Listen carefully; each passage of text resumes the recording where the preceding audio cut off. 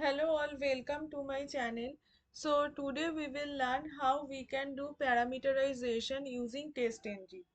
Okay, so before coming to the program, I would request each and everyone please subscribe my channel and hit the notification bell button. So whenever I'm uploading a new video, you will get notification. And also please share my videos with your friends and families, whoever is preparing for any automation testing or want to learn Java, or also please like my videos and comment your thoughts. Also if you need clarification on any of the topic, okay, or if you need videos on any other technical topic, that also you can let me know. I will try to create videos on that topic also. So now I'm coming to the code. So yesterday I already explained this before test, okay, before method annotations. If you haven't watched that video, I would request please watch that video, okay. And there is after method and after test, okay. So this part I have already explained. Now then, before test will execute it at the beginning of the test cases, and before method will execute it before each method, okay. Then the method will get executed. Now if you could see, whenever there is @test, that will be considered as the main test cases in TestNG. So if you could see here three test cases are main: method 3_1, method 3_2, and method 3_3. So now what is parameterization? So we can use the variable name, okay, using @parameters annotation in TestNG, and we can use this value by passing the value in the TestNG XML. Okay. So here what we can do, so suppose here @parameter we are giving using first bracket and then curly braces, okay, we are giving URL. So this is the variable name, and here to invoke this value, if you could see here public void, there is a method, and inside that there is string and the URL name, and this URL value will get fetched from this URL, and this value is mentioned in testng.xml file, okay. So if you could see undersuit, okay, undersuit, then test, and then class. So these two parameter you have to add in the XML, testng.xml, okay. So this is under this tag parameter, then you have to give the name. So whatever you are giving here, suppose parameters, whatever value you are giving here, that you have to give. So name is URL, that is the variable name, and what value it will invoke, right? So this is the URL value, okay.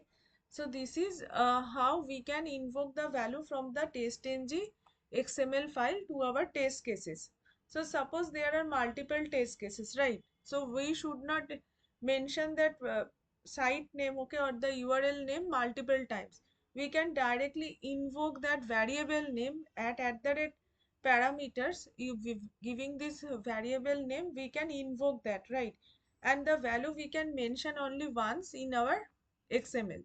So that is the uses of using parameterization in TestNG. Okay.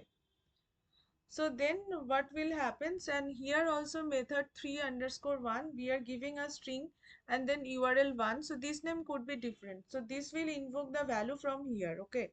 So when I'm printing this message, URL name is, it will print the value of this URL. Okay. Value of this URL.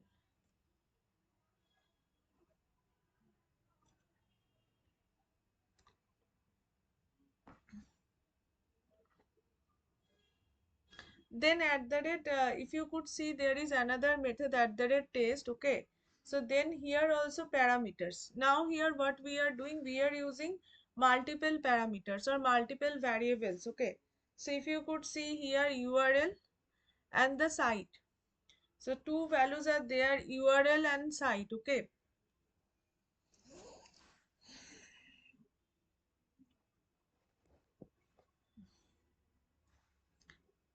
URL and the site, okay.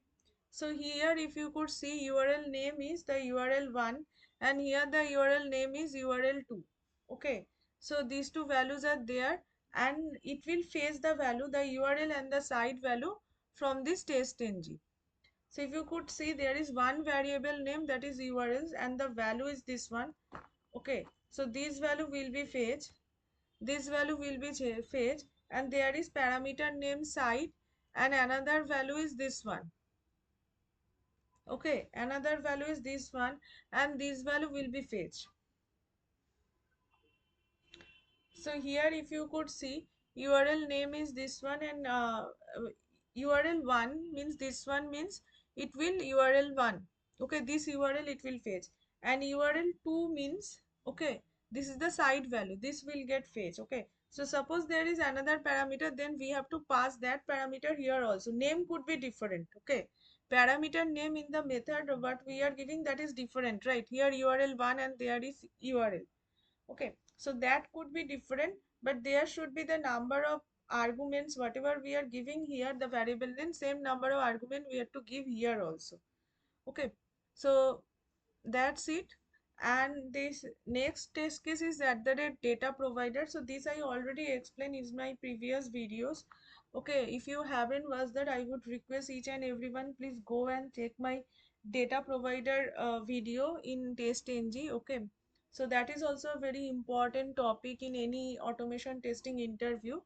So please watch that video. So now let's run it. Let's see the result, whether the values are getting fetched or not.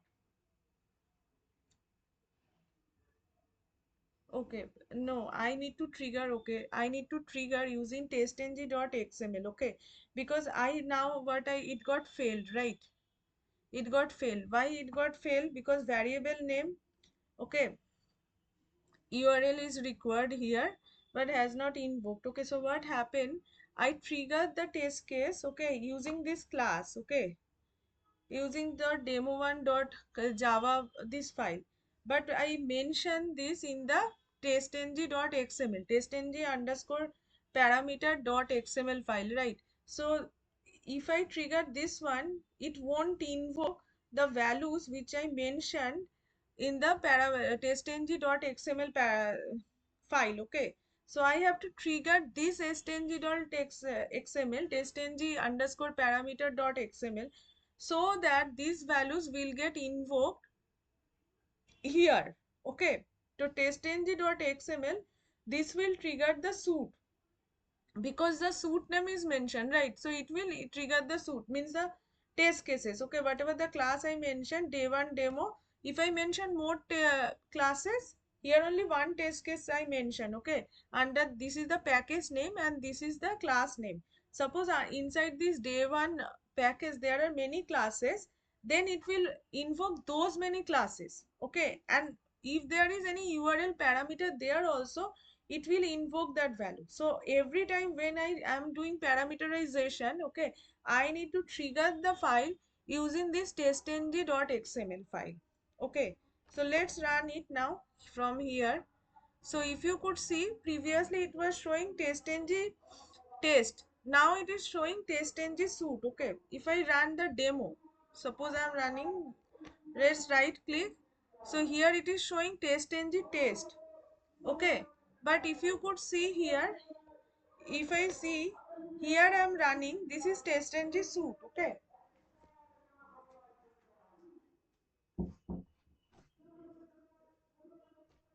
okay, so now run it, let's see the result.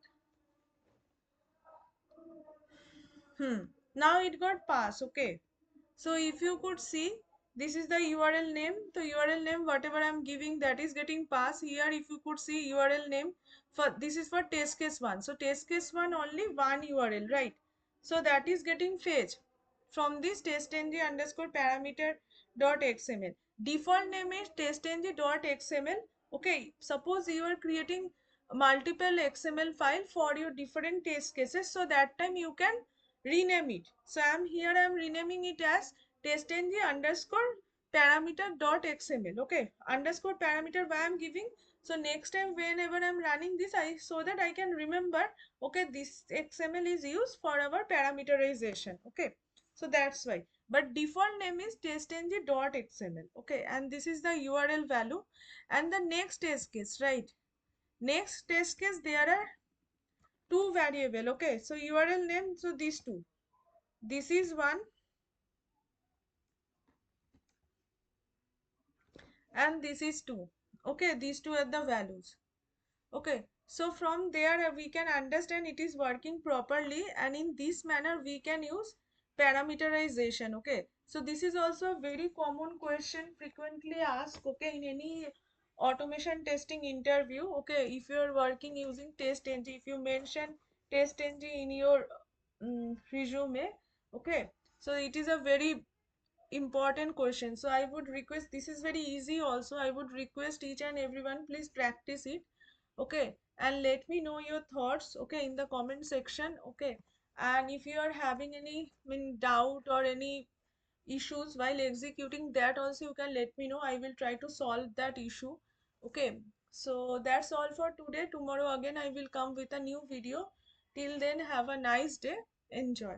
Okay, and please don't forget to subscribe my channel. Yeah, thank you all.